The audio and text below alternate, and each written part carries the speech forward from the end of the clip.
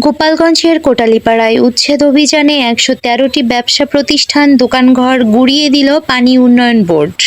আমাদের কোটালীপাড়া প্রতিনিধি শাহ আলম মিয়া জানায়, আজ বৃহস্পতিবার সকালে পানি উন্নয়ন বোর্ড ও জেলা প্রশাসন যৌথভাবে উপজেলার আমতলী ইউনিয়নের ওয়াপদারহাট বাজারে উচ্ছেদ অভিযান পরিচালনা করেন জেলা প্রশাসকের কার্যালয়ের সহকারী কমিশনার ও এক্সিকিউটিভ ম্যাজিস্ট্রেট রন্টি পোদ্দার। এ সময় পানি উন্নয়ন বোর্ডের কর্মকর্তা সহ স্থানীয় পুলিশ প্রশাসন, ফায়ার সার্ভিস ও পল্লী বিদ্যুতের কর্মকর্তারা উপস্থিত ছিলেন।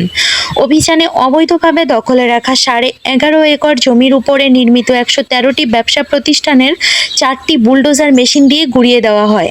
ব্যবসায়ী নজরুল ইসলাম মহিন, রুহুল আমিন খান, আলামিন শিকদার বলেন, এই উচ্ছেদ অভিযানে আমাদের অপূরণীয় ক্ষতি হয়েছে। এখন আমরা যাহাতে পুনর্বাসিত হয়ে পুনরায় ব্যবসা বাণিজ্য করে জীবিকা নির্বাহ করতে পারি, তাহার প্রয়োজনীয় ব্যবস্থা নেওয়ার জন্য সরকারের প্রতি দাবি জানাই।